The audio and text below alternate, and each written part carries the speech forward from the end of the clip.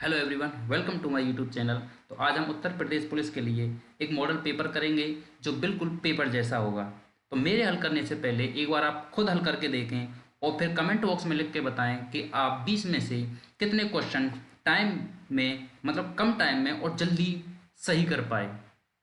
अगर आपको कुछ भी नया सीखने को मिलता है तो प्लीज़ कमेंट बॉक्स में लिख के आप ज़रूर बताएं। तो चलिए शुरुआत करते हैं अपने मॉडल पेपर की। चलिए अपने मॉडल पेपर की शुरुआत करते हैं हम सवाल नंबर 1 से। देखिए इसमें कहा गया है कि 32 और 40 का एलसीएम एक्स के वर्ग से 9 कम है और एक्स का धनात्मक मान ज्ञात कीजिए। तो एलसीएम कैसे निकालेंगे? सबसे पहले हम इसके इस तरीके से गुणनखंड कर लेंगे। 8 गुणा 5 40 होते हैं और 8 इसमें भी है, तो इसमें भी हम 8 के साथ तोड़ेंगे। इसके 8 चौके 32। अब इसमें जो कॉमन है उस चीज़ को हम लिख लेते हैं एलसीएम निकालने के लिए, और फिर बचे हुए संख्याओं को हम लिख लेंगे। 4 गुणा 5, ये हमारा हो गया इसका एलसीएम। एलसीएम के बाद क्या है कि एक्स का जो स्क्वायर है वह 9 कम है, एक्स के स्क्वायर से 9 कम है एलसीएम। ठीक है, तो ये हो जाएगा 5 चौका 20 और 20 अट्ठे 160 बराबर हमारा एक्स स्क्वायर माइनस 9 है। अगर ये माइनस का 9 इधर जाएगा तो ये हमारा हो जाएगा 169 बराबर एक्स स्क्वायर, और यहाँ से एक्स की वैल्यू हमारी आ जाएगी 13, क्योंकि एक्स का अंडर रूट, मतलब 169 का जब अंडर रूट लेंगे तो हमारा 13 आ जाएगा, और एक्स का अंडर स्क्वायर कर लेंगे तो एक्स आ जाएगा। बढ़ते हैं अपने अगले सवाल पर। इसका ऑप्शन नंबर ए हो जाएगा। अब देखिए इसमें कहा गया है कि चार अभाज्य संख्याएं आरोही क्रम में यानी कि बढ़ते हुए क्रम में हैं। पहली तीन संख्याओं का जो गुणनफल है वह 255 है और अंतिम तीन का जो गुणनफल है वह 1955 है। सबसे बड़ी अभाज्य संख्या क्या है? देखिए मान लिया जो चार अभाज्य संख्याएं आरोही क्रम में लिखी है वह हमने मान ली ए बी सी और डी, ये हमारी चार अभाज्य संख्याएं हैं। उसने कहा है कि पहली तीन संख्या का गुणनफल यानी कि इन तीन संख्याओं का गुणनफल उसने दिया है 255। ठीक है, और अंतिम तीन संख्याओं का जो गुणनफल है उसने दिया है 1955। ठीक है, 1955 है अंतिम तीन संख्या का गुणनफल। अब देखिए पाँच एक अभाज्य संख्या है, तो पाँच से ये भी कट रहा है, इसके पीछे पाँच है, और पाँच से ये भी कट रहा है, यानी कि पाँच संख्या जो है वह दोनों में कॉमन है। जो अभाज्य संख्या पाँच है वह कॉमन है, या तो पाँच यहाँ हो सकती है या फिर पाँच हो सकती है यहाँ पर। मान लिया हमारी जो पाँच अभाज्य संख्या है वह यहाँ होगी। ठीक है, अगर पाँच हमारी संख्या अभाज्य संख्या सी वाली वैल्यू पर है, तीसरी है, तो दूसरी वैल्यू क्या हो सकती है? तीन हो सकती है, और इससे छोटी क्या वैल्यू है? दो। ठीक है, जब हम तीन संख्या को गुणा करेंगे, दो तिया छः और छः पंजे 30, तो इनका जो गुणनफल है 30 आना चाहिए, लेकिन यहाँ तो आ रहा है 255। इसका मतलब ये पाँच यहाँ नहीं होगा, तो हो सकता है कि फिर यहाँ पर होगा। ठीक है, तो पाँच हमारा कहाँ होगा? पाँच हमारा होगा यहाँ पर। ठीक है, पाँच हमने मान लिया। अगर पाँच यहाँ है तो यहाँ कौन कौन सी संख्याएं आ सकती है? यहाँ दो और तीन आ सकती हैं, दोनों में से कोई भी आ सकती है। ठीक है, लेकिन दो क्यों नहीं आएगी? दो इसलिए नहीं आएगी क्योंकि दो अगर आती, दो गुणा पाँच, क्योंकि इन तीनों संख्या का गुणनफल 255 है। अगर दो गुणा पाँच आता तो दो गुणा पाँच होके बन जाता 10, और 10 का मतलब है सबसे लास्ट में एक जीरो, जो कि जीरो यहाँ नहीं है। तो इसका मतलब है कि यहाँ दो तो आएगा नहीं, केवल और केवल क्या आएगा? तीन आएगा। ठीक है, ये हमारी अभाज्य संख्या होगी तीन। तीन एक मतलब पहली संख्या तीन हो गई, दूसरी संख्या पाँच हो गई, तीसरी संख्या कौन सी है हमें नहीं पता है, तो हम कैसे निकालेंगे? और इसने तीनों संख्या का गुणनफल 255 दे रखा, तो हम यहाँ करेंगे तीन गुणा पाँच गुणा तीसरी संख्या सी है, ये हमें निकालनी है, और 255। ठीक है, जब हम इसको काटेंगे तो तीन पंजे 15, 15 हो गए। 15 से जब हम इसे काटेंगे तो 15 एकम 15 बचे 10, ये हो गया 105, और 15 सत्ते 105, तो x बराबर सी बराबर हमारा क्या आ गया? 17। यानी कि जो हमारी तीसरी अभाज्य संख्या है वह हमारी हो गई 17। ठीक है, ये संख्या हमारी हो गई 17। अब उसने पूछा है बड़ी संख्या डी, इसकी वैल्यू हमसे उसने पूछी है, तो इसकी वैल्यू क्या है? इसमें दिया हुआ है कि लास्ट की तीन संख्याओं का गुणनफल, तो हम गुणनफल निकाल लेंगे। ठीक है, लास्ट की क्या? 5 गुणा 17 गुणा डी बराबर 1955। ठीक है, यही तो है लास्ट की तीन संख्याओं का गुणनफल। 1955 है तो लास्ट की 3 संख्या इधर लिख दी, उनका गुणनफल उधर लिख दिया। जब हम इसे काटेंगे तो जब हम इसे 5 से काट देंगे तो ये कटेगा 5 तिये 15, ठीक है, 5 तिये 15 और 5 नाम 45 और 5 एकम 5, ठीक है। ये हो गया हमारा 17D यहाँ पे आ गया। अब 17 से जब हम इसे काटेंगे तो 17 एकम 17 यहाँ तो D बचेगा और 17 दूनी 34 बचा 5 यहाँ पे और 17 तिये 51, तो हमारा राइट आंसर आ जाएगा 23, ठीक है। सबसे बड़ी अभाज्य संख्या हमारी कौन सी निकल के आई? 23। ऑप्शन नंबर बी हमारा राइट आंसर इसका हो गया। अब देखिए क्वेश्चन नंबर 3 में कहा गया कि 55 का कितना प्रतिशत है। तो इसमें पूछा जो ये 33 है 55 का कितना प्रतिशत है। तो ऐसे जब हम 11 से काटेंगे 11 तिये 33 और 11 पंजे 55।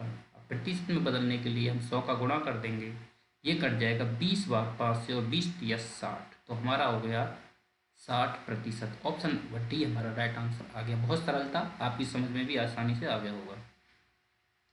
एक शहर की वर्तमान जनसंख्या 1,25,000 है। यदि जनसंख्या प्रति वर्ष 2% की दर से बढ़ती है तो 3 वर्ष बाद शहर की जनसंख्या क्या है। देखिए 2% का मतलब होता है 1/50, यानी कि 50 पर कितनी की बढ़ रही है हर साल? 1 बढ़ रही है। तो हमारी जो जनसंख्या है कितनी हो रही है? 50 से 51 हो जा रही है, यानी कि 50/51 हमारी हर साल जनसंख्या हो जाती है, ठीक है। तो वही हमें इसमें पूछा है। तो हमारी 1,25,000 जनसंख्या है और ये 3 साल तक, इसने 3 साल बाद पूछी तो 3 साल बाद बढ़ के कितनी हो जाएगी। तो हम इसका कर देंगे 51 गुणा बटे 50, 51/50 गुणा 51/50, क्योंकि उसने 3 साल के लिए बढ़ाने के लिए बोला है। अब देखो 3 जीरो तो ये कट जाएंगी, ठीक है, 1 2 3, तीनों जीरो कट गई। उसके बाद 50 25 और 25 पंजे 125, इन तीनों 5 से ये 125 कट जाएगा। तो हमारा क्या बचेगा? हमारा बचेगा 51 गुणा 51। अब इसमें देखो लास्ट में क्या है, 1 का गुणा 1 में करेंगे तो 1 आएगा लास्ट डिजिट, और 1 का गुणा 1 में करेंगे तो लास्ट डिजिट 1 आएगा। तो हम ऑप्शन की तरफ जाएंगे तो ऑप्शन में देखो इसमें लास्ट में 1 नहीं है, इसमें नहीं है और इसमें नहीं, केवल 1 में ही हमारा लास्ट में 1 है। यही हमारा राइट आंसर हो जाएगा। जब इस तरीके की कैलकुलेशन एग्जामिनर पेपर में देगा जिसमें ज़्यादा कैलकुलेशन करना पड़े, तो जो ऑप्शन में देगा एग्जामिनर इसी हिसाब से देगा कि जो स्मार्ट बच्चा होगा वह अपना दिमाग लगा के बिना कैलकुलेशन किए ऑप्शन टिक करके आगे बढ़ जाएगा, ठीक है। तो इस तरीके की प्रैक्टिस आपको होनी चाहिए। तो एक दशक में एक कस्बे की जो जनसंख्या है 1,60,000 से बढ़कर 2 लाख हो गई। प्रति वर्ष जनसंख्या की साधारण वृद्धि दर प्रतिशत क्या होगी। देखो आपको एक चीज़ याद रखनी है, ये एक दशक दे रखा है हमें। एक दशक का मतलब तो होता है 10 साल। 10 साल में जो जनसंख्या 1,60,000 से बढ़कर 2 लाख हो गई प्रति वर्ष, लेकिन जो जनसंख्या की उसने दर पूछी है, उसने जो प्रति वर्ष दर पूछी है वह साधारण पूछी, जैसे हम साधारण ब्याज निकालते हो वैसे ही, ठीक है। चक्रवृद्धि वाली नहीं पूछी है, क्योंकि पिछली बार चक्रवृद्धि बढ़ रही थी पिछले वाले सवाल में, लेकिन इसमें साधारण पूछी। तो पहले हम साधारण ही निकाल, पहले हम एक दशक का निकालेंगे पूरा। तो इसमें हमारी जो जनसंख्या है 1,60,000 से बढ़कर हमारी ये हो गई 2 लाख, ठीक है। अब जब हम इसका रेशियो निकालेंगे तो ये हमारी 4 जीरो से ये 4 जीरो कट जाएंगी, और जब हम इसे 4 से काटेंगे तो ये हो जाएगा 4 चौके 16 और 4 पंजे 20, यानी कि जो हमारी जनसंख्या थी वह 4 से बढ़कर 5 हो गई। तो हमारी जो बढ़ी हुई जनसंख्या है 4 पर कितनी बढ़ी है? 1, और 1/4 का मतलब होता है 25%, या फिर 100 का गुणा करके भी आप 25% निकाल लोगे। तो ये हो गया हमारा 25% की एक दशक में वृद्धि हुई। एक दशक का मतलब होता है 10 वर्ष, ठीक है। 10 वर्ष में वृद्धि हुई है 25% की। तो एक वर्ष में कितने की वृद्धि होगी? एक वर्ष में वृद्धि होगी इसकी 2.5 की, क्योंकि इसमें भाग लग जाएगा 10 का, 1 ईयर में वृद्धि होगी 2.5% की। तो ऑप्शन नंबर हमारा डी इसका राइट आंसर हो गया। अगला सवाल देखते हैं। इसमें कहा गया है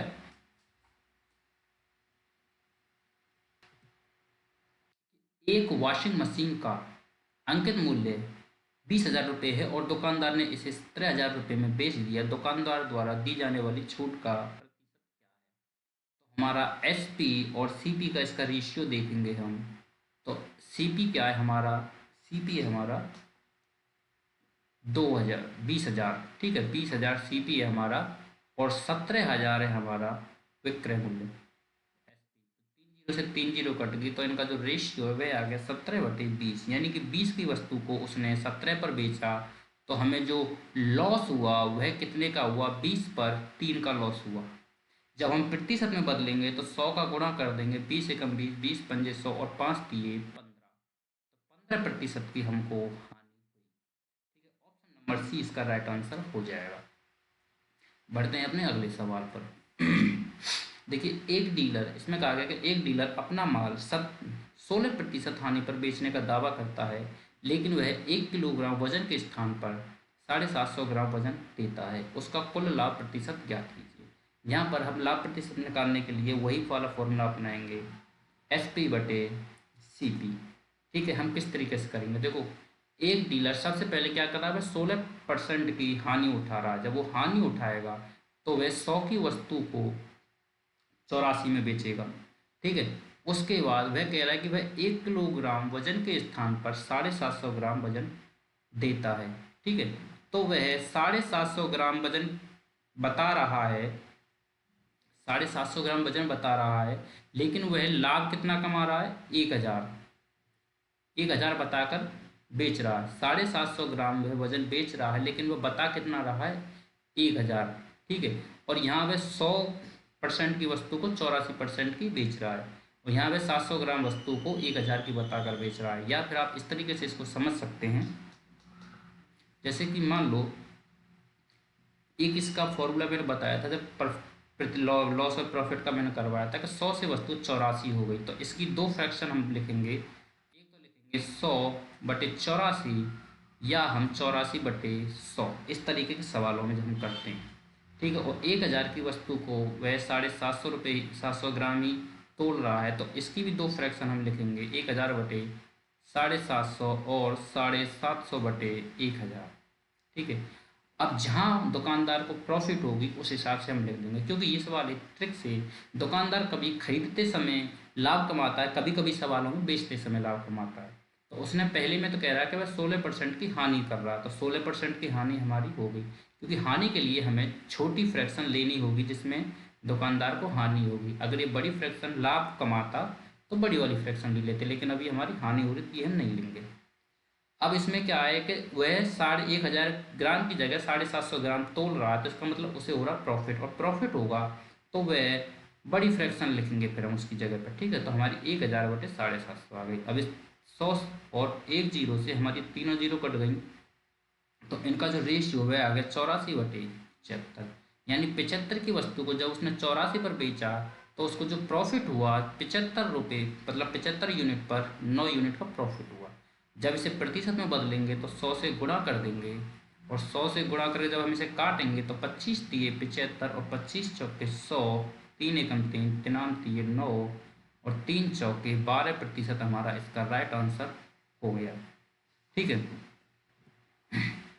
देखते हैं अपना अगला सवाल। इसमें कहा गया कि एक आदमी एक खिलौना कार 135 रुपये में खरीदता है और उसे 150 रुपये में बेच देता है, यानी कि SP और CP का अगर हम यहाँ रेशियो देखें तो उसका SP/CP है 135 और XP है 150। अगर हम इसे 15 से काटें, इसे 15 से काटें तो ये हो जाएगा 10/9। ठीक है, तो उसने 9 की वस्तु को 10 में बेच दिया, तो उसका प्रॉफिट हुआ 9/1 का, और 9/1 का मतलब होता है 11.11, या हम 100 का गुणा करके निकालेंगे तो इसका आ जाएगा 11.11%। ऑप्शन नंबर हमारा ए इसका राइट आंसर हो गया। अंकित मूल्य पर देखिए, थोड़ा अच्छा सवाल है। अंकित मूल्य पर 10% की छूट के साथ विक्रेता 5% का लाभ कमाता है। ठीक, अंकित मूल्य मान लिया, मार्क प्राइस जो है कितनी छूट पर बेचा गया, 10%। 10% की छूट पर मतलब मार्क जो है 90% पर सामान बेचा गया, सामान 90% पर बेचा गया अंकित मूल्य के, तो वह SP हुआ। ठीक है, उसके बाद कह रहा है विक्रेता ने 5% का लाभ कमाया। लाभ कमाएगा, किसी वस्तु पर लाभ कमाते हैं, कब कमाते हैं, जब उसको बेचते हैं, बेचने का मतलब SP, तो 5% लाभ कमाते हैं हम CP पर। तो जब हम CP को, कॉस्ट प्राइस को 5% ज़्यादा लाभ पर यानी 105% पर बेचा तो भी हमारा CP होगा। अब हम इनका क्या करेंगे, इनका हम रेशियो निकाल लेंगे, तो MP बटे सीपी का हम यहाँ रेशियो निकाल लेंगे। तो इसे हम काट देंगे, यहाँ जो प्रतिशत था प्रतिशत से प्रतिशत कट जाएगा और 15 छिक्के 90 और 15 सत्ते 105। ठीक है, तो हमारा जो रेशियो वह आ गया 7/6। अब देखिए इसमें यहाँ तक हमने ये किया अभी तक। यहाँ से आगे देखते हैं, यदि अंकित मूल्य में 40% की वृद्धि की जाती है। 40%, 40% का मतलब होता है 2/5, यानी 5 की वस्तु पर 2 की वृद्धि हो जाएगी तो वस्तु हो जाएगी 5 से वस्तु हमारी कितनी हो जाएगी 7। ठीक है, तो वह कह रहा है कि यदि अंकित मूल्य में, अंकित मूल्य कितना है हमारा 7 है। ठीक है, तो अंकित मूल्य हमारा ये है और अंकित मूल्य में वृद्धि कितनी हो रही है 40%। 40% का मतलब 7/5, 40% की वृद्धि होगी, अभी भी ये हमारा अंकित मूल्य है। ठीक है, अब उसके बाद कह रहा है प्रत्येक प्रत्येक साढ़े मतलब 14.2/7% की 2 क्रम के छूट की पेशकश की जाती है, तो विक्रेता कितना प्रतिशत लाभ कमाता है। 14.2/7% का मतलब होता है 1/7। ठीक है, तो 2 क्रमिक छूट दे रहा है, यानी 7 पर वह 1 की छूट दे रहा है, तो वह उसने वस्तु कितने में बेचेगा, वह वस्तु बेचेगा 7 की वस्तु को 6 में बेचेगा, यानी उसकी फ्रैक्शन या भिन्न बनेगी 6/7। ठीक है, तो 7, तो ये पहले अंकित मूल्य था, अंकित मूल्य पर 40% की वृद्धि कर दी, तब भी ये अंकित मूल्य ही है क्योंकि उसने अंकित मूल्य को और बढ़ा दिया। उसके बाद वह 14.2/7% की छूट दे रहा, 2 बार दे रहा, तो 14.2/7 का मतलब है 6/7। तो 6/7 इसने 2 बार ये छूट दी और छूट देने के बाद उसने वस्तु बेच दी। ठीक है, तो बेचने, जब उसने छूट दी, छूट देकर बेची, तो ये हमारा क्या हो गया एसपी। ठीक है, और जब हमें लाभ निकालना होता है तो हमें क्या देखना होता है एसपी और सीपी का रेशियो। जब हम एसपी और सीपी का रेशियो देखेंगे, ठीक है, तो हम देखो ये हमारा है एसपी और सीपी हमारा आ जाएगा नीचे। सीपी कितना है हमारा 6, तो ये हमारा नीचे आ गया 6, तो ये हमारा इसका आ गया रेशियो। अब बस इसे काट दो और इसका उत्तर निकालो। देखो ये 2 7 से ये 2 7 कट गए, इस 6 से ये 6 कट गया, तो बचा क्या हमारा, एक तो ये 6 तो ऊपर बच गया और नीचे बच गया 5, यानी कि उसने 5 की वस्तु को 6 में बेचा, तो हमारा जो प्रॉफिट हुआ वह 5/1 का हुआ, और 5/1 का मतलब होता है 20%। जब प्रतिशत में बदलेंगे तो 100 से गुणा कर देंगे, ये आ जाएगा हमारा 20%। उम्मीद करता हूँ आपको ये समझ में आया होगा। देख लें अपना सवाल नंबर 10। इसमें कहा गया है कि 1875 रुपये की राशि 4% प्रति वर्ष की दर से निश्चित समय में बढ़कर 2028 रुपये हो गई। यदि ब्याज चक्रवृद्धि वार्षिक रूप से संयोजित होता है तो समय अवधि क्या है। देखो 4% का मतलब क्या होता है, 4% का मतलब होता है 1/25, यानी कि 25 पर हर साल 1 की वृद्धि होती है। तो जो हमारी संख्या है वह हो जाती है 25 से 26, यानी जो हमारी संख्या है 26/25 हो जाती है। यही वाला कॉन्सेप्ट हम यहाँ पर इस्तेमाल करेंगे। ठीक है, देखिए यहाँ पे हमारा 875 है। ठीक है, और हमारी जो संख्या है वह कितनी हो रही है, वह हमारी 25 से 26 हो रही है। ठीक है, अब ये कितनी बार हुई है, ये हमें यहाँ पर टाइम पूछा है, कितनी बार ये बढ़ाया गया है। तो इसके ये जब बढ़ के संख्या जो हुई है वह हो गई हमारी 2028। ठीक है, तो हमें यहाँ पर टी की वैल्यू निकालनी है, तो यहाँ हम करेंगे 26/25, टी हमारा आ जाएगा और ये हो जाएगा 2028/1875। ठीक, इसमें देखो 2 दूनी 4 और 8 12 और नीचे भी 3 का भाग जा रहा। ठीक है, तो हम इसे 3 से काट देंगे, 3 छिक्के 18, 3 सत्ते 21, 3 छिक्के 18 और ये कट जाएगा 3 छिक्के 18, 3 एकम 3 दूनी 6 और 3 पंजे 15, यानी कि ये हो गया 676/625, जो कि 676 होता है 26 का स्क्वायर और 625 होता है 25 का स्क्वायर। तो हम इसको इस तरीक़ा से भी लिख सकते हैं। तो देखो जब हम इसका और इसका कंपेयर करेंगे तो ये भी 26/25 है और ये भी 26/25 है, तो पावर का पावर से करेंगे कंपेयर, तो टी बराबर हमारा आ जाएगा 2, यानी कि जो हमारा समय था वह था हमारा 2 वर्ष। ठीक, उम्मीद करता हूँ समझ में आया होगा आपको। अब करते हैं अगला सवाल। इसमें कहा गया है कि .64 और .81 के बीच का माध्य अनुपातिक ज्ञात कीजिए। देखो माध्य मतलब मीडियन, मीन। मीन का मतलब होता है कि इन दोनों संख्याओं का गुणा करके इनका अंडर रूट ले लिया जाता है। अंडर रूट में देखो, जब इसका .64 का अंडर रूट लेंगे तो इसका आएगा 0.8, और 81 का 8 एक का अंडर रूट लेंगे तो आएगा 0.9। तो ये आ जाएगा 8 नाम 72। ठीक है, एक पॉइंट इसका पीछे हटेगा, एक इसका हटेगा, तो 2 पॉइंट पीछे हटके इसका अंतर आ जाएगा। तो हमारा ऑप्शन हो जाएगा इसका ऑप्शन नंबर सी। अब देखिए इसमें कहा गया है कि दो संख्याएं 3 और 8 के अनुपात में हैं। यदि प्रत्येक संख्या में 8 जोड़ दिया जाए तो अनुपात 2 हो जाता है। यदि प्रत्येक संख्या से 4 घटा दिया जाए तो अनुपात क्या होगा। देखिए ये है 3:8। ठीक है, और कितना हो जाता है 1:2। देखो 3:8, यहाँ 3 और 5 कितने का अंतर है, 5 का। ठीक है, 3 और 8 में कितने का अंतर है, 5 का। और 1 और 2 में कितने का अंतर है, 1 का। तो इस 1 का गुणा इसमें कर देंगे और इस 5 का गुणा इसमें कर देंगे। ठीक है, तो ये हमारा आ जाएगा 3:8, और जब इस 5 का गुणा इसमें करेंगे तो 5 1 5, 5 दूनी 10। ठीक है, अब देखो इनका बीच का अंतर भी बराबर हो गया। 3 और 8 के बीच 5 का अंतर है, 5 और 10 के बीच अंतर 5 का है। अब देखो जब हम इधर से बढ़ाएंगे तो इधर भी इसमें 2 बढ़े और इधर भी इसमें 2 बढ़े। तो उसने कहा है कि जब प्रत्येक में 8 बढ़ाया जाता है, जब प्रत्येक में 8 जोड़ दिया जाता है तो अनुपात 1:2 हो जाता है। हमने इसमें 5 का गुणा कर दिया तो ये हो गया 5:10। अब इसमें 2 की वैल्यू सवाल में 8 दी गई, यानी 2 अनुपात या 2 रेशियो की वैल्यू सवाल में 8 है, तो 1 रेशियो की वैल्यू कितनी हो जाएगी, 4। ठीक है, उसके बाद यदि प्रत्येक में से 4 घटा दिया जाए तो अनुपात ज्ञात कीजिए। देखो अगर हम इसकी संख्या निकाल लें, ठीक है, तो हमें घटाना पड़ेगा 4।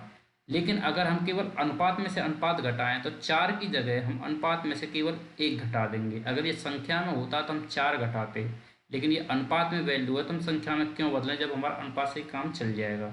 तो उसने कहा है 4 घटा दिए जाए, संख्या में 4 घटाएंगे, लेकिन 4 की वैल्यू यहाँ अनुपात में 1 है। जब हम इसमें से 1 घटाएंगे और इसमें से 1 घटाएंगे तो जो हमारा उत्तर है वो हो जाएगा 3 में से 1 गए 2 और 8 में से 1 गया 7। जो हमारा राइट आंसर है वो हो जाएगा 2:7। देखते हैं अपना सवाल नंबर 13। इसमें कहा गया एक किसान के पास 10 तोते और 40 घोड़े हैं। यदि प्रति पशु पैरों की संख्या ज्ञात, औसत संख्या ज्ञात कीजिए। औसत का मतलब होता है टोटल पैर बटे टोटल पशु कितने हैं। ठीक है, तो टोटल पैर कितने हैं, देखो तोता कितने, 10। एक तोता के कितने पैर होते हैं, 2। ठीक है, तो टोटल पैर कितने हो गए तोताओं के, 20। प्लस घोड़े कितने हैं, 40, और 40 एक घोड़े के कितने पैर होते हैं, 4। ठीक है, तो 40 घोड़ों के कितने पैर हो गए, 40 गुणा 4। अब टोटल पशु कितने हैं या टोटल जानवर कितने हैं कि 10, और 40 कितने हैं, 50। ठीक है, बस इतना ही हमें करना। 10 दूनी 20 ये हो गया, और 4 चौका 16, 180 ये हो गया, और 20 ये हो गया, तो कितना हो गया, 160 ये हो गया। तो ये हो गया हमारा 180/50। ठीक है, तो जब हम इसको दोगुना कर देते तो नीचे हो जाएगा 100, ये हो जाएगा 36 और बटे 100। हम इसमें 2 गुना कर देते हैं, तो 2 गुना इसलिए किया कि नीचे 100 बन जाएगा, और ऊपर पीछे से 2 पॉइंट छोड़ के हम 2 अंक छोड़ के पॉइंट लगा देंगे। तो हमारा जो राइट आंसर है वो हो जाएगा 3.60। तो ऑप्शन नंबर हो जाएगा हमारा ए इसका राइट आंसर। देखिए सवाल नंबर 14 में कहा गया है कि एक बल्लेबाज 15वीं पारी में 97 रन बनाता है और इस प्रकार उसका औसत जो है 5 बढ़ जाता है, तो 15वीं पारी के बाद उसका औसत क्या है। ठीक है, मान लिया ये हमारी देखो, ये हमारी 14 पारी है, ठीक है। ये हमारी है 14वीं पारी, 14 पारी, और इसमें हमारी है एक पारी, ठीक है। 15वीं, इसमें कितने रन बनाए इसने, बनाए इसने 97 रन, इसने 97 रन बनाए। तो ये कितना है टोटल, 15 पारी हो गई, ठीक है। वह कह रहा है कि 5 बढ़ जाता है औसत, 5 औसत बढ़ जाता है, ठीक है। 5 औसत कब बढ़ेगा, मान लो इसका औसत जो भी था, मान लिया इसका औसत था ए, और ये भी अगर ए ही लेके आता, ठीक है, ये भी अगर ए ही, मतलब जितना औसत था ये भी इतना लेके आता, इनके औसत पर कोई फर्क नहीं पड़ता। तो ये औसत जो ज़्यादा लेके आया है वही इन 15 में बटा है, ठीक है, वही इन 15 में बटा है। तो कितना ज़्यादा लेके आया ये औसत से, ये लेके आया है 5 ज़्यादा, और ये 5 कितने लोगों में बांटा गया था, 15 में। तो टोटल कितना ज़्यादा लेके आया था ये, 75, ठीक है। ये 75 ज़्यादा लेके आया था औसत से। जब ये 75 औसत से ज़्यादा लेके आया था, यानी 97 टोटल इसने रन बनाए, 75 औसत से ज़्यादा लेके आया, तो जब हम इसको 75 घटा देंगे इसमें से, तो हमारा जो औसत था वह आ जाएगा। यानी औसत हमारा कितना था पहले, ये था 22, ठीक है। 22 अगर पहले मान लो इनका औसत 22 था, और ये बाद में भी 22 ही लेकर आता, तो इनके औसत पर कोई फर्क नहीं पड़ता। लेकिन ये 22 तो लेके ही आया, लेकिन ये साथ में 75 और साथ में लाया, यानी 97 लाया, तो 75 और साथ में लाया, जिससे कि ये 14 और एक ये दोनों 15 मिलके हैं। 15 लोगों ने 5-5 पार, मतलब 15 पारियों में 5-5 और मिल गया सभी को, ठीक है। तो इसलिए ये 75 हमने 97 से घटाया, तो हमारा जो है एवरेज पहले वाला निकल आया, ठीक है। जब हमारा एवरेज पहले वाला 22 था और उसके बाद 5 बढ़ा, तो अब हमारा एवरेज कितना हो गया, एवरेज हो गया हमारा 27, ठीक है। उम्मीद करता हूँ आपको समझ में आया होगा, नहीं आया तो इसको एक बार और बैक करके दोबारा से देख लो। अब देखिए इसमें कहा गया है कि अमन, राम और कपिल एक काम को क्रमशः 68, 51 और 17 दिन में पूरा कर सकते हैं। देखो ये है अमन, ये है राम और ये है कपिल, ठीक है। अब इसमें देखेंगे ये कर रहा है 68 दिन में, और ये कर रहा है 51 दिन में, और ये कर रहा है 17 दिन में। तो जब हम इनका टोटल वर्क मानेंगे, तो इनका जो एलसीएम होता है उससे हम इसका टोटल वर्क मान लेते हैं। एलसीएम कैसे निकालेंगे, सबसे बड़ी संख्या को हम तोड़ देंगे, 17 चौके 68, ठीक है। अब देखो 51 में 17 तो यहाँ आ गया, 3 और बचा, 17 3 51 होते हैं, तो 17 पहले ही आ गया, तो हमने इसमें से 3 लिख दिया, और 17 यहाँ है, 17 हमारा 17 पहले से है ही। तो देखो 17 जब इसका भाग देंगे एलसीएम में, 17 चौके 68, तो इसकी एफिशिएंसी आ जाएगी 3, 17 3 51, इसकी एफिशिएंसी होगी 4, और 17 कम 17, इसकी एफिशिएंसी होगी 12। अब ये कह रहा है कि यदि वे वैकल्पिक दिनों में काम करते हैं, जैसे कि अमन पहले दिन काम करता है, राम दूसरे दिन काम करता है, और कपिल तीसरे दिन काम करता है, फिर अमन चौथे दिन काम करता है, यानी कि वह सीरीज वाइज करते जाते हैं। इसी तरह तो उन दिनों की अनुमानित संख्या ज्ञात करें जिनमें 50% काम पूरा हो जाए, मतलब काम पूरा हो गया हो, ठीक है। तो 50% का मतलब है आधा काम, और आधा काम के मतलब हमें क्या करना पड़ेगा, इसमें आधा करना पड़ेगा 2 का भाग। जब इसे हम 2 से काट देंगे तो ये बचेगा, ये मतलब 2 से कट जाएगा, और 2 तिया यानी 3 दूनी 6, और ये आ जाएगा हमारा टोटल काम 17 गुणा 6, यानी 17 छिंगी 102, हमारा टोटल वर्क हो गया हमारा 102, ठीक है। अब देखो पहले कर रहा है अमन, फिर कर रहा है राम, और फिर कर रहा है कपिल। अमन कितने कर रहा है, 3 यूनिट कर रहा है एक दिन में, राम कर रहा है 4 यूनिट एक दिन में, और ये कर रहा है कपिल 12 यूनिट एक दिन में, ठीक है। तो 12 यूनिट कर रहे हैं तीनों मिलकर, तो कितने दिन काम हो गए, 3 दिन काम हो गया। 3 दिन में इन लोगों ने कितना काम किया, तो 3 और 4 7, और 7 और 12 19, ठीक है। 3 दिन में इन लोगों ने 19 काम किया है। तो अब ये देखेंगे कि 19 का पहाड़ा हम पढ़ेंगे जब तक कि इसके आसपास पहुंच जाए, इससे आगे ना जाए, इससे कम ही रह जाए। तो 19 पंजे 95, 19 छक्के 114, तो 19 छक्के 114 ज़्यादा हो गया, तो 19 पंजे जब इसमें 5 करेंगे गुणा, तो हमारा 15 दिन में हो जाएगा 19 पंजे 95 काम। ठीक है, 15 दिन में हो गया हमारा 95 काम। तो 15 दिन में हमारा 95 काम हो जाएगा। 15 दिन में हो गया हमारा कितना काम, 95। तो शेष कितना काम बचा। ठीक है, अगर अब देखो यही सीरीज चल रही थी, हमारा काम 15 दिन में का मतलब है के पे खत्म हुआ। अब शुरुआत कौन करेगा, ए। ए यानी कि 3, यानी अगले दिन कौन करेगा, 3 काम अमन करेगा। और फिर अगले दिन कौन करेगा, राम, यानी इसकी यूनिट है 4। ठीक है, तो अब देखो कितना काम हो गया, यानी कि 5 और 3 98 और ये हो गया हमारा 102, यानी कि 15 और 2 17। 17 दिन में हमारा 102 काम हो गया। तो हमारा आंसर आ जाएगा 17 दिन। ठीक है, तो 17 दिन इसमें ऑप्शन में नहीं है, तो हो सकता है टाइपिंग मिस्टेक हो गई हो। तो ये हो जाएगा हमारा, इसको हम 17 कर लेंगे, ये हो गया हमारा 17 दिन। तो इसका राइट आंसर हो जाएगा जो 102 काम होगा 17 दिन में होगा। ठीक है, बढ़ते हैं अपने अगले सवाल पे। तो देखिए, ए 1 घंटे में 7 कुर्सियों को पेंट कर सकता है। तो इसमें देखो सीधी सीधी एफिशिएंसी दे दी इसमें। जैसे कि मान लो हम इस तरीके से वर्क निकालते तो हम एफिशिएंसी कहाँ लिखते हैं, 1 घंटे में 7 कुर्सियाँ को पेंट कर सकता, तो ये हमारी एफिशिएंसी होती है। और बी 1 घंटे में 4 कुर्सियों को पेंट कर सकता है। ठीक है, तो ये हमारी एफिशिएंसी होती है। बी 4 कुर्सियों को 1 घंटे में पेंट कर सकता है। निर्धारित करें कि जब वे एक साथ काम करेंगे तो उन्हें 55 कुर्सियों को पेंट करने में कितना समय लगेगा, यानी हमारे टोटल वर्क इसमें 55 इसमें दिया गया है। तो ये दोनों मिलके करेंगे 55 वर्क को, काम को, और दोनों की एफिशिएंसी कितनी है, 7 4 11। तो ये कितने दिन में कर देंगे, 5 दिन में। तो हमारा ऑप्शन नंबर 5 घंटे में, यानी कि ऑप्शन नंबर हमारा डी राइट आंसर हो जाएगा। ठीक, देखिए सवाल नंबर 17 में कहा गया है कि एक लड़का घर से कॉलेज तक 35 किलोमीटर प्रति घंटा की गति से यात्रा करता है और वापसी में 3 किलोमीटर प्रति घंटा गति से वापस आता है। ठीक है, यदि पूरी यात्रा में उसे 6 घंटा 20 मिनट लगे तो घर से कॉलेज की दूरी ज्ञात कीजिए।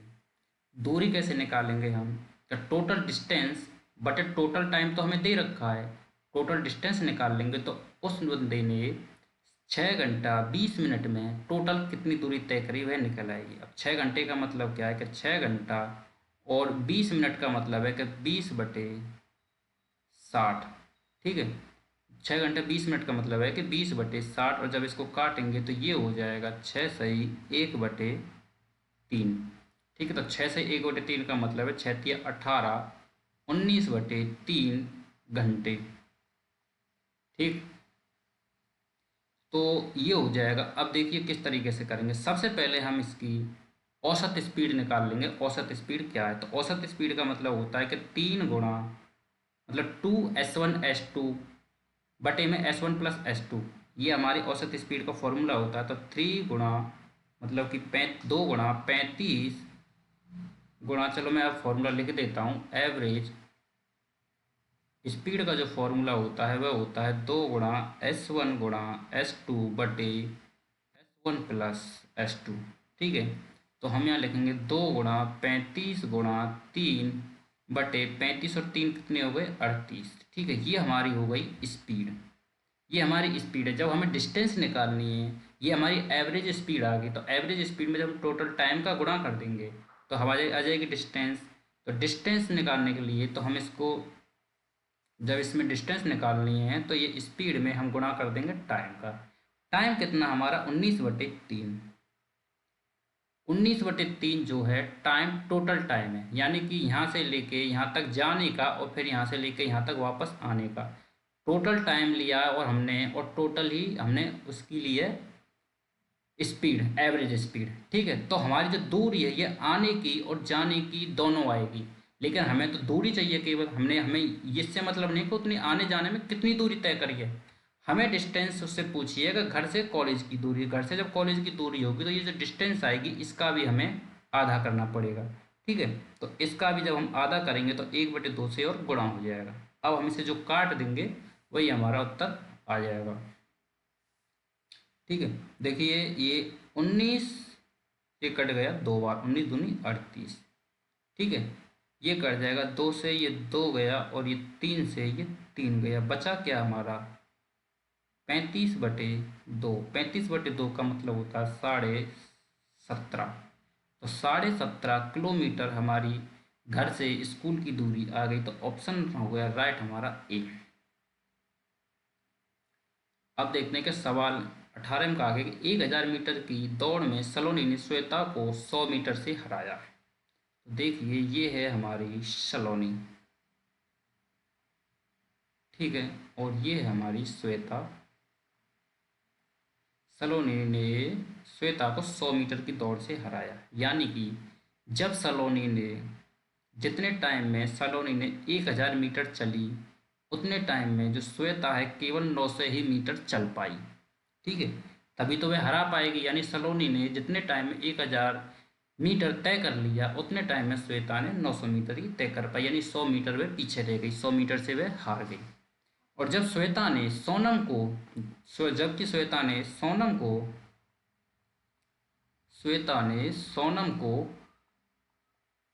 150 मीटर से हराया। जब श्वेता ने 1000 मीटर की दौड़ पूरा करी, तो जो सोनम को कितने से हराया 150 मीटर से, तो इसका मतलब उसने 150 मीटर कम तय करी, यानी कि 850 मीटर ही वह तय कर पाई। ठीक है, अब देखो यहाँ पे श्वेता और सोनम है, और यहाँ सलोनी और श्वेता है। तो जब हम इनका रेशियो निकालेंगे और उसके बाद इनका हम जो सवाल में कंपेयर पूछा तो वह कर देंगे। यानी उसी दौड़ में सलोनी ने सोनम को कितने मीटर से हराया। तो हम जब पहले इनका रेशियो निकाल लेते हैं। ठीक है, जब हमने इसका रेशियो निकाला तो 2 जीरो से ये 2 जीरो कट गई, तो श्वेता का और इसका रेशियो आ गया 10:9। ठीक है, और जब हमने इनका रेशियो निकाला तो 1 जीरो से 1 जीरो कट गई। जब हम इसको 5 से काटेंगे तो ये हो जाएगा 20 और ये हो जाएगा 17।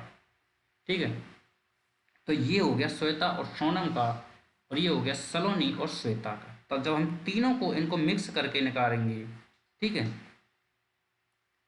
इनका रेशियो ये हो गया सलोनी, श्वेता और सोनम। हम इन तीनों का रेशियो देखते हैं, तो रेशियो देखो इसका है 10:9 और इसका है 20:17। तो हम पता है आपको इसका उल्टा n बन के चलता है ये। ठीक है, तो ये करेंगे हम इस हिसाब से, नहीं 20 और 17, सबसे पहले इसका गुणा होगा, फिर इसका गुणा होगा, फिर इनका गुणा होगा। ठीक है, तो ये हो गया हमारा 200 और 9 दूनी 18, 180, और ये हो गया 19, 17 नम्मा 153। ठीक है, अब इनका एक्चुअल रेशियो आ गया। मान लो जब श्वेता ने 200 मीटर तय करी, तब वह केवल जब मतलब सलोनी ने जब 200 मीटर तय करी यूनिट में, तो वह केवल 100, और श्वेता जब 180 मीटर तय कर पाई, और जो सोनम है वह केवल 153 ही मीटर तय कर पाई। अब इनमें किसी का भी रेशियो पूछेगा हम बता देंगे। तो इसमें कहा है कि उसी दौड़ में सलोनी ने सोनम को कितने मीटर से हराया, लेकिन उसने पूछा उसी दौड़ में, दौड़ कितने की थी 1000 मीटर की। अब ये देखो, अगर हमें ये 1000 बनाना है, ठीक है, अगर हमें ये सलोनी जब 1000 मीटर दौड़ लेगी, तब देखेंगे सोनम कितनी पीछे रह जाएगी। जब हमें ये 1000 बनाना है तो हमें इसमें क्या करना होगा, इसमें सभी के सभी में 5 का गुणा करना होगा। ठीक है, यहाँ से लेके यहाँ तक जब हम इसमें 5 का गुणा करेंगे तो ये हो जाएगा 1000, और ये हो जाएगा 18×5 = 90। ठीक है, और ये हो जाएगा 5×3 = 15, 50, 25 और 1 26, 2, और ये हो जाएगा 5 और 2 7, यानी कि 765। जब सलोनी 1000 दौड़ेगी, ठीक है, तो श्वेता जब 900 ही दौड़ पाएगी, और ये 765 दौड़ पाएगी।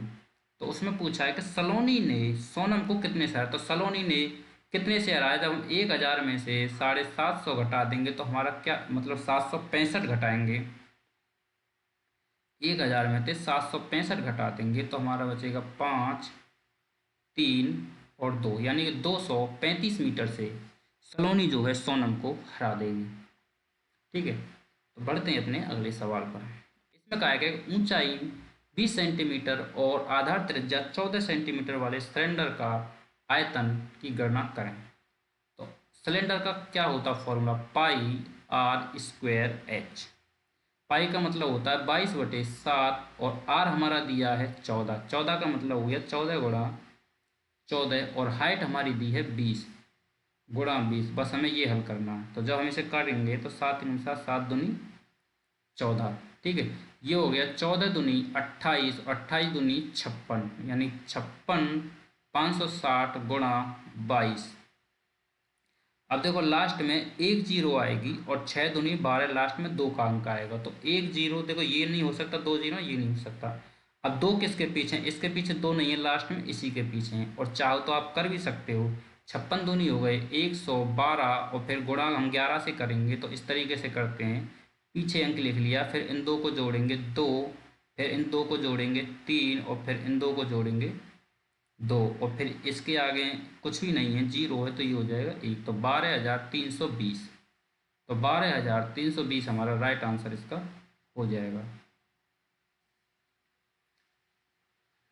देखिए ये हमारा लास्ट सवाल है। एक शंकु का वक्र पृष्ठ 4455 है और इसका व्यास जो है, व्यास यानी कि त्रिज्या का 2 गुना 1 सेंट, तो इसकी तिरछी ऊंचाई ज्ञात कीजिए। तो पाई आर एल, देखो वक्र पृष्ठ होता है शंकु का पाई आर एल और तिरछी ऊंचाई यानी कि हमसे इस एल की वैल्यू इसमें पूछी है, ठीक है। तो इसका देखो क्षेत्रफल, पहले तो हम इसकी वैल्यू लिख लें 22/7 गुणा, और ये 105 दिया है व्यास, तो जब हम त्रिज्या निकालेंगे तो हो जाएगा 2 गुणा एल बराबर कितना दिया है हमें 4455, ठीक है। जब हम इसे काटेंगे सबसे पहले हम इसे 2 से काट देंगे, ये कर देगा 11, और जब इनसे 11 से काटेंगे तो 11 चौके 44, जीरो आ जाएगी, 5 में भाग नहीं जाएगा, 55 में देंगे तो 11 पन्ना 55, ठीक है। अब हम किसे काटेंगे, देखो कितने से कट जाएगा ये, 5 से, फिर से हम इसे काट देंगे, ये हो जाएगा हमारा, यहाँ लिख लेते हैं 5/7 एल बराबर 405। जब हम इसे 5 से काटेंगे, 5 दूनी 10, 5 एकम 5, 5 अट्ठे 40 और 5 एकम 5, ठीक है। अब ये 7 से कट जाएगा, 7 एकम 7, 7 या 21, जब इसे 3 से काटेंगे तो ये हो जाएगा 27, यानी एल बराबर हमारा आ गया 27, ठीक है। तो राइट आंसर हमारा हो गया डी।